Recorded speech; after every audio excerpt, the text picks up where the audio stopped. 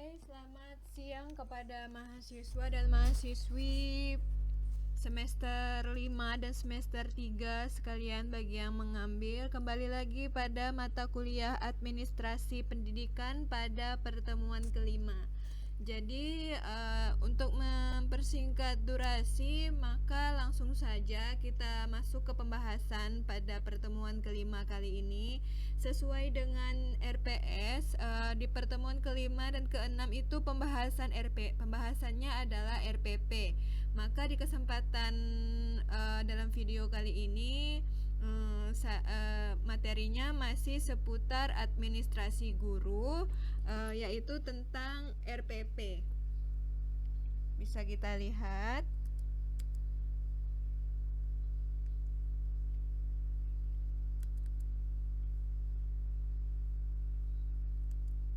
Nah, di sini kalian pada minggu sebelumnya sudah mempelajari tentang analisis KIKD, silabus, KKM, Kaldik, program tahunan, program semester. Nah, untuk pertemuan kali ini maka pembahasannya yaitu tentang RPP. Tentu kalian yang bagian semester 5 pasti sudah mendapatkan materi berkaitan tentang RPP ini. Namun tidak ada salahnya pada mata kuliah kali ini kita bahas lagi, kita flashback lagi, siapa tahu bisa membangkitkan ingatan kalian atau menambah. Mungkin ada item yang bisa ditambah dari RPP yang sudah kalian pelajari pada semester lalu. Oke. Nah, di sini rencana pelaksanaan pembelajaran ini berkaitan tentang RPP ini berkaitan tentang rencana kita pada saat pembelajaran nantinya. Maunya seperti apa sih pembelajarannya? Nilai-nilai yang akan diambil itu seperti apa? Kegiatan, metode, materi yang dibahas pada saat itu apa saja? Nah, ini akan kita bahas pada ini. Nah, berkaitan tentang tugas yang akan kita selesaikan, yang akan kita kumpulkan pada menjelang UTS ini adalah tugas yang lumayan berat ya bagi kalian calon guru yang masih mengenyam pendidikan di S1 Pendidikan Agama Katolik. Nah, bagi yang belum mengerjakan silakan segera dimulai berhubung waktunya semakin mendekat ya. Waktu untuk ujian tengah semester. Yang belum memulai tugas ini harap segera dimulai, ditentukan kelasnya, dimulai dari mencari bahan seperti kalender pendidikan, buku paket, dan sebagainya. Karena pada dasarnya pekerjaan yang tidak akan pernah selesai adalah pekerjaan yang tidak dimulai. Jadi tetap semangat. Nah, untuk pembahasan RPP pada saat ini, RPP yang kita pelajari itu ada dua model, yaitu RPP kurikulum ke-13 dan RPP 1 lembar yang telah berlaku, di mana RPP 1 lembar ini sudah berlaku setahun terakhir ya, semenjak Kementerian Pendidikan atau Menteri Pendidikannya adalah Nadiem Makarim, dia memperlakukan RPP 1 lembar ini, dimana RPP ini lebih simpel. Tapi yang perlu kalian tahu, jika kalian sudah menguasai kurikulum RPP K13 maka tidak sulit untuk membuat RPP 1 lembar yang sedang berlaku sekarang. Jadi langsung saja ke pembahasannya. Nah, sebelum kalian membuat RPP, kalian harus menguasai 4 poin penting dalam RPP ini. Apa saja? Yaitu yang pertama itu PPK, literasi, 4C, dan HOTS. Apa sih itu PPK? Nah, PPK ini adalah di mana dalam kegiatan pembelajaran yang kalian rancang itu mengandung penguatan pendidikan karakter. Karakter apa yang diminta? Yaitu religius, nasionalis, mandiri, gotong royong, dan integritas. Di mana kalian bisa mengintegrasikan karakter-karakter ini, yaitu contohnya dengan kegiatan intrakurikuler, kokurikuler, dan ekstrakurikuler. Intrakurikuler itu adalah pelajaran yang sesuai jadwal, kegiatan pembelajaran sesuai jadwal yang ditentukan oleh sekolah. Sedangkan kokurikuler itu adalah kegiatan penunjang kegiatan intrakurikuler. Contohnya yaitu kunjungan ke museum, kunjungan ke tempat ibadah dan sebagainya. Dan ekstrakurikuler itu berkaitan dengan kegiatan yang berkaitan dengan minat. Di mana dalam RPP itu kalian bisa mengintegrasikan nilai-nilai tersebut. Artinya pembelajarannya bervariasi. Misalnya ada materi tertentu di mana mahasiswa itu bisa dibawa keluar sekolah gitu, berdampingan dengan masyarakat. Karena itu akan berpengaruh pada penguatan pendidikan karakter mereka. Yang kedua itu literasi, yaitu budaya membaca, melihat, menulis, dan berbicara. Nah, literasi ini yang kita ketahui ya, itu bukan hanya didapat dari buku bacaan, perpustakaan, dan sebagainya. Literasi ini di mana mereka bisa membaca, melihat, menulis, dan berbicara, di mana informasi yang menunjang kemampuan ini bisa didapat dari misalnya dari film, dari media visual, audiovisual, misalnya YouTube misalnya. Nah, karena literasi ini dapat menunjang kegiatan pembelajaran mereka atau pada materi-materi tertentu. Dan yang ketiga itu 4C, di mana dalam kegiatan pembelajaran kalian rancang itu bisa membangkitkan kemampuan untuk komunikasi, kolaborasi, berpikir kritis, dan pemecahan masalah, serta kreativitas dan inovasi peserta didik. Itu kalian bebas merancangnya asal tidak keluar dari kompetensi dasar. Yang terakhir itu adalah HOTS atau High Order Thinking Skill, di mana pada poin ini yang dituntut dari siswa itu adalah ketika mereka bisa kritis, logis, reflektif, metakognitif, dan berpikir kreatif. Kalau yang belum tahu metakognitif itu apa, metakognitif itu berkaitan dengan pengetahuan strategis, di mana dalam penyelesaian tugas, misalnya kalau kalian memberikan tugas atau kegiatan pembelajaran tertentu, peserta didik itu dapat memprediksi, mendesain, dan memperkirakan penyelesaian tugasnya seperti apa berdasarkan pengetahuan dasar yang mereka miliki.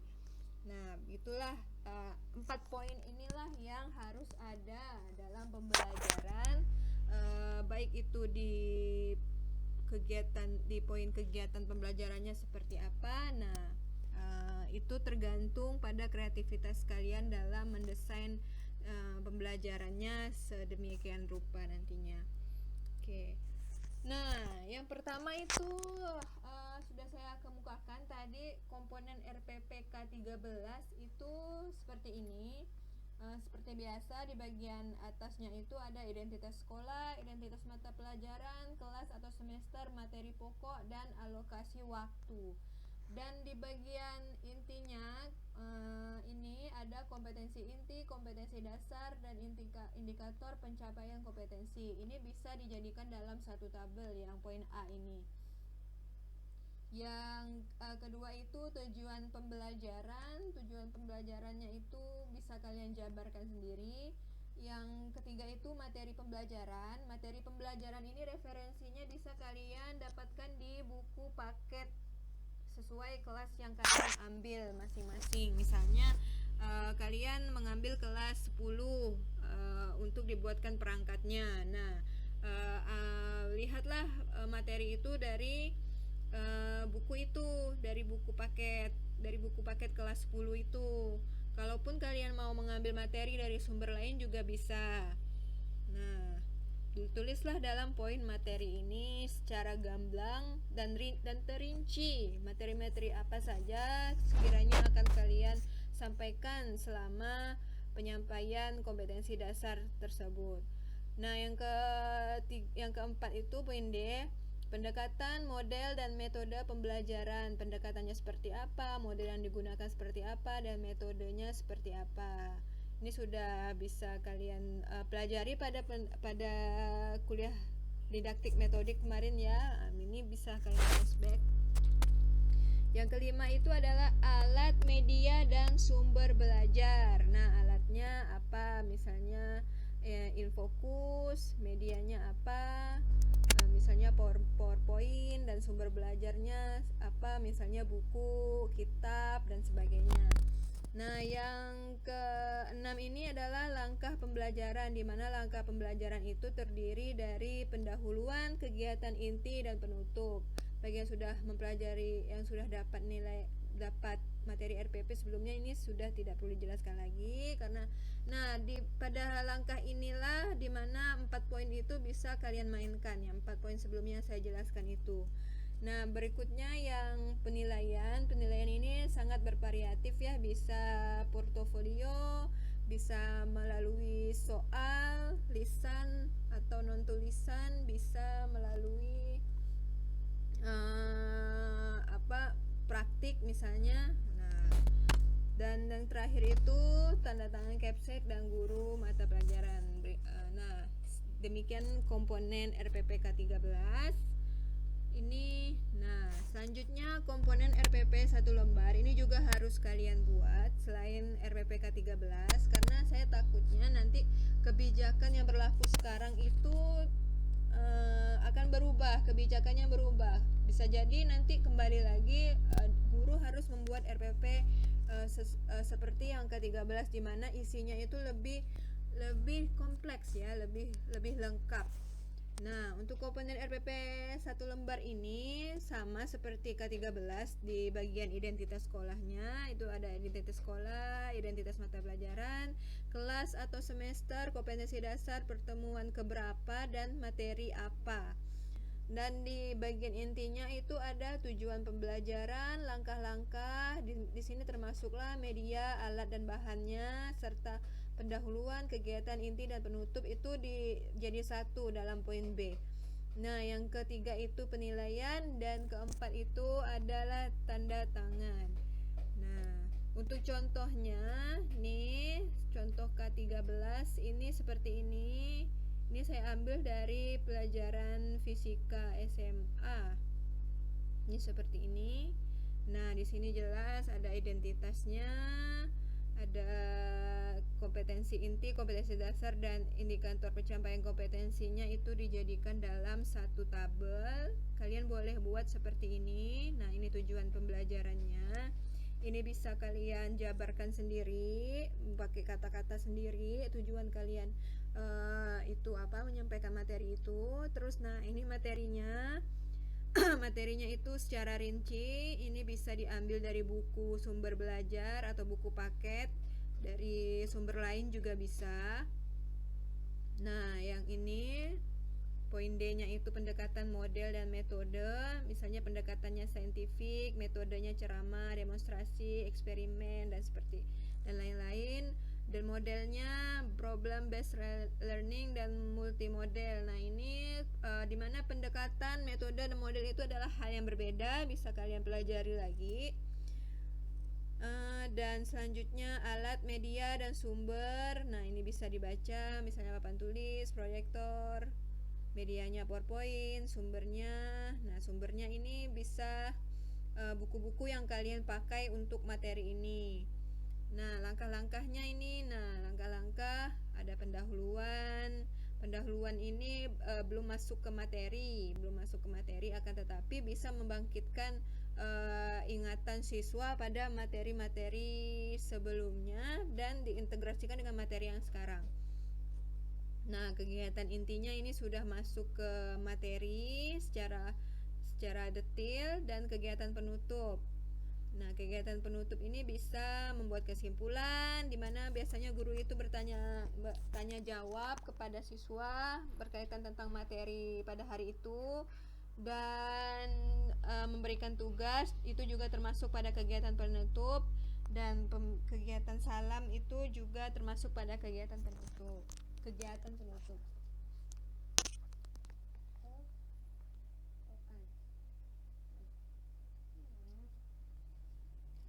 Nah, bisa kalian lihat sendiri. Nanti ini filenya akan saya bagikan di Edmodo. Silakan dipelajari lagi. Boleh formatnya seperti contoh-contoh yang saya bagikan ini. Asal poin-poinnya semuanya ada. komponen-komponennya itu lengkap. Itu yang jadi penilaiannya nanti.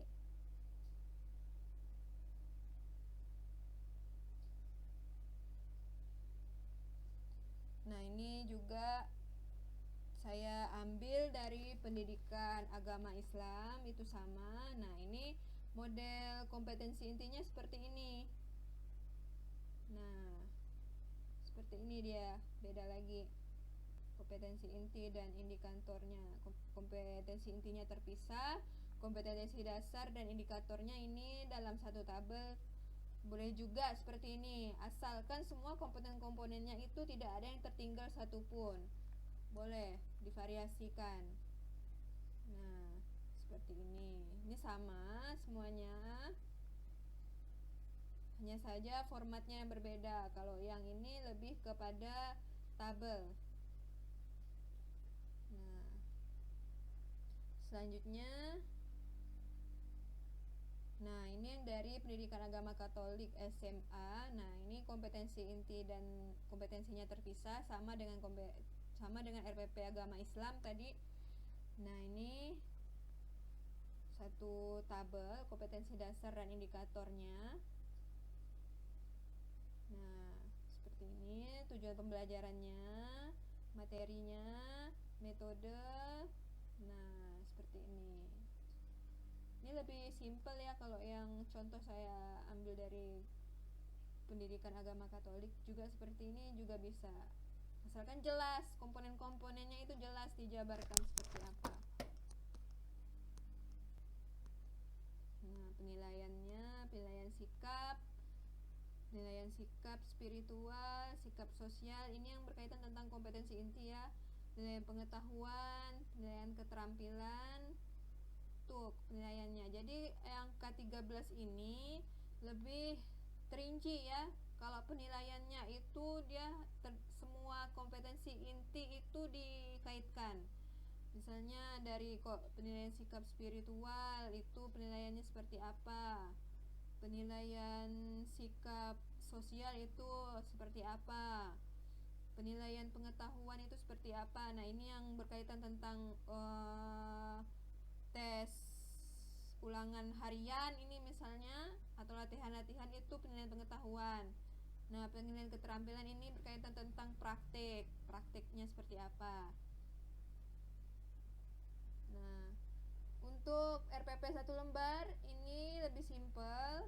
Kalau kalian sudah bisa sudah tahu cara membuat RPP K13, otomatis kalian sangat mudah membuat RPP 1 lembar ini. Nah, dimana poinnya itu hanya ada tujuan, langkah-langkah pembelajaran, dan penilaian. Hanya itu. Udah, tanda tangan. Itu enaknya buat RPP 1 lembar. Bisa jadi hanya kopas-kopas ini kalau kalian sudah buat RPP K13, hanya disesuaikan dengan formatnya saja. Nah, tujuan kalian bisa ambil dari RPP K13 yang sudah kalian buat, langkah-langkah pembelajarannya juga tinggal disederhanakan, dan penilaiannya juga disederhanakan. Sikap seperti apa, pengetahuan dengan apa alatnya, dan penilaian keterampilan dengan apa. Nah, tinggal dituliskan saja, tidak perlu dijabarkan kalau di dalam RPP 1 lembar ini. Nah, demikian. Nah, demikian untuk penjelasan mengenai RPP K13 dan RPP 1 lembar. Dalam mata kuliah ini, dalam tugas itu RPP yang kalian buat itu ada 2 model, yaitu model RPP K13 dan RPP 1 lembar. Jadi RPP-nya 2. Yang kalian buat itu hanya untuk satu materi saja ya, satu materi. Misalnya kan dalam satu materi itu misalnya ada 2 kali pertemuan misalnya. Nah, itu dibuat RPP-nya jadi 1. Cukup karena kan RPP ini kan dibuat per materi ya, per materi, per kompetensi dasar.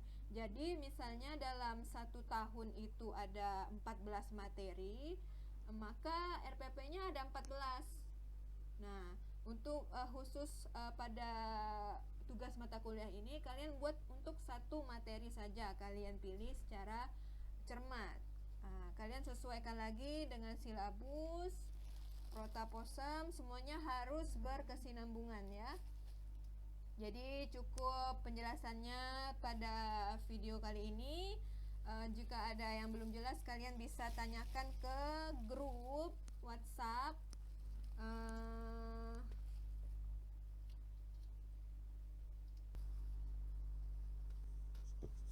Sekian, jangan lupa tugas-tugasnya harus berkesinambungan, semuanya harus berkaitan, jangan ada yang tidak nyambung. Misalnya silabusnya untuk kelas 10 tapi RPP-nya materi untuk kelas 12, itu tidak bisa, itu sudah jatuh nilai RPP-nya seperti itu. Jadi semuanya harus berkesinambungan, dari protaprosemnya, silabusnya, KKM-nya, itu semua harus selaras. Misalnya kelas 10, untuk kelas 10 semua.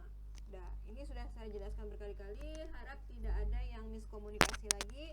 Saya sarankan tetap semangat dalam mengerjakan tugas, jangan malu untuk bertanya karena di sini posisinya kita sedang belajar.